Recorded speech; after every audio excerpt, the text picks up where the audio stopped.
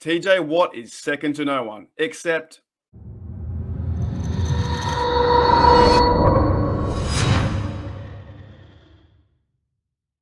G'day, Steel Nation. Welcome back to the Pittsburgh Steelers Syndicate. I'm your host, Mark, and thank you once again for checking out another video. We are in the off-season, so there's not much going on. However, I did stumble across this little image, and I want to talk about it. Top 10 disruptors via next-gen stats. Number 1, Trey Hendrickson, defensive end, TJ Watt, Max Crosby, Micah Parsons, Yannick Ngogwe, Myles Garrett, Nick Bosa, Aaron Donald, number 8, Hargrave, ex-Steeler, and Leonard Floyd. Now, I've got a big problem with this. Trey Hendrickson is number 1, and TJ Watt is number 2. However, with this chart here, guys, now, this is top 10 disruptors, and it's via next-gen stats. So next-gen stats pretty much means it takes into account stats you unheard of. Like, you could be 1 meter away from the quarterback on the field, and if the quarterback would do interception, right? That may mean you get a higher percentage as the other team turn the ball over. If you were in a blitz situation, if the defense is blitzing and you're on the field, then your stats also rise. So a lot of these next gen stats aren't like the real NFL stats, and that's why I have a problem with it, right? Top 10 disruptors. You're putting TJ Watt number 2. Number 2, TJ Watt was Defensive Player of the Year. He is not number 2. However, the way the next-gen stats do this, and you can even see with being, former Defensive Player of the Year, Aaron Donald got number 8. So realistically, it should be TJ Watt versus Aaron Donald every year for those two fighting it out. But I have a big problem with this, right? So disruptors, if you think about a disruptor, that is TJ Watt in a nutshell. TJ Watt, I think, has played, we'll go into his stats, but 77 games for 5 years, same as Hendrickson, right? But he's been a much bigger disruptor than I think the Bengal. I can't even pronounce his name. I don't even care about him. The Bengal, Hendrickson. I don't care about him, right? But he's number 1, okay? The only person that TJ Watt is number 2 to, if that sounds a bit funny, right, is this lady. So what happened the other day? I believe her name was Meg. She played the fellas in pickleball. So from left to right, we have Alex Highsmith, TJ Watt, Meg there playing pickleball, and Minka Fitzpatrick. So she says, so I rolled up to North Park tonight to jump in a pickup game of pickleball, which, by the way, pickleball is super fun. I play it, so it's great. Started playing with these guys. Had no idea who they were. Last game, the guy in the green shirt and I whooped the other two. So Minka, and I think her name's Meg, whooped TJ Watt and Highsmith, right? Then everyone else wanted to take our photo. So how funny is that? So little Meg there playing pickleball with the fellas, she beat them, right? And that's where you can put TJ.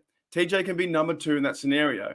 In that doubles match in pickleball, they versed Highsmith and Watt, outside linebackers for the Steelers, versus Meg and Fitzpatrick, and they lost. That is, to me, where you would rank TJ Watt number 2, not on this crazy list of disruptors with Trey Hendrickson being number 1. That's crazy. So I wanted to go into some of the stats, right, for TJ Watt, and there's no way. Over the 5 years, he has 72 sacks. He's chasing down the record for James Harrison, I think it's about 81 sacks.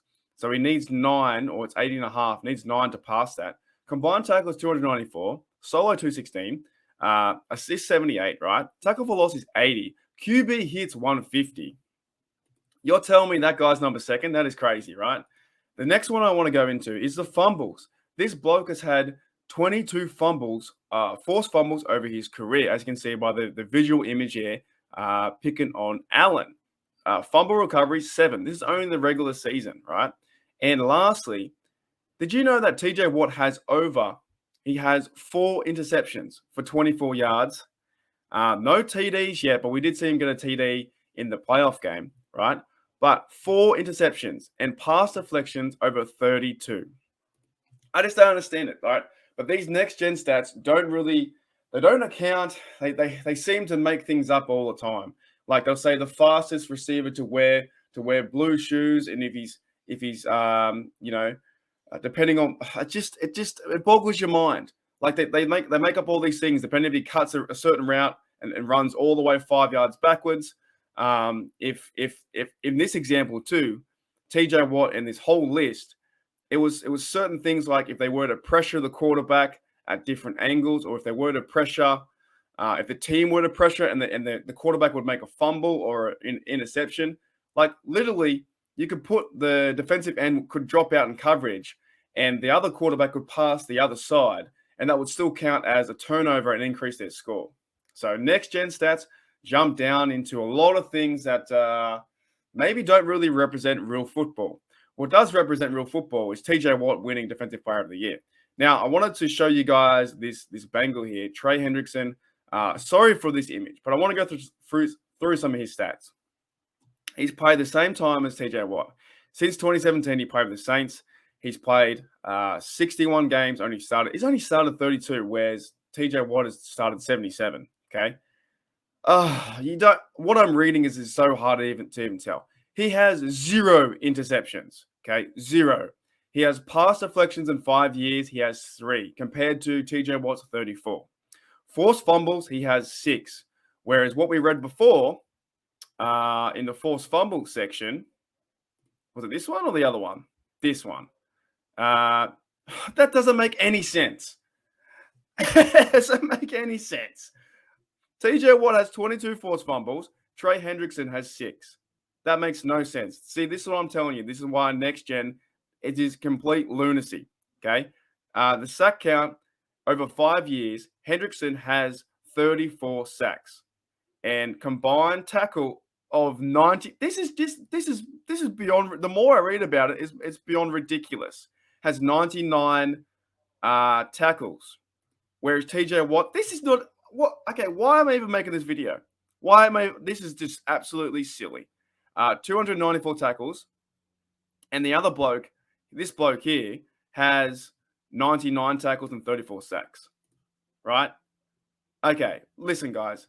This is the reason I think we are in the off season, and the top 10 disruptors. Trey Hendrickson gets number 1. TJ Watt gets number 2. I do not understand it. I don't understand what's going on. How does that happen when TJ Watt has over 72 sacks throughout his 5-year career, and Hendrickson has only 34, 99 tackles, and QB hits 70. Every single stat is lower or less. And the fact is also that Hendrickson has 0 interceptions and only 3 pass deflections, whereas TJ Watt has 4 interceptions and 32 pass deflections. What do you guys think? Is that an overreaction? Should TJ Watt be number 1? Like, disruptor, right? Disruptor. That is getting after the quarterback, that is forcing fumbles, that is getting interceptions, that is getting sacks, that is getting QB hits. It's not all the other stuff. It's not all the other stuff that next gen will lay out, because that is just absolutely crazy. And yes, I'm biased, and it fires me up because Defensive Player of the Year, TJ Watt, is going to go out this year and have the craziest time against these quarterbacks. When it comes to week 1 versus the Bengals, I'm not too scared of Hendrickson. I'd be more scared of TJ Watt coming off the edge. All right, guys, that has blown me away. I didn't really realize until I started looking at the stats that Trey here is number 1 and TJ's number 2. However, the only number 2 that TJ will be is playing pickleball against Meg. Thanks, guys. Thanks, guys, for checking out another video. That's just, you know what? We should feel thankful, not thankful, but like we should feel excited to be a Steeler fan right now because TJ Watt is 10 times better, or at least judging by the NFL stats, 2 times better from Hendrickson, and they've put us into another spot where we are the underdog. And if TJ Watt sees this, if TJ Watt sees that visual image of being number 2, there's a big chance this year he may go out there and break the sack season record. I'm excited for this season. All right, guys, thank you for checking out the channel. If you do enjoy myself ranting about TJ Watt being number 2, or Owen's contributions as well to the channel, please hit that sub, hit that like, and we'll see you guys later.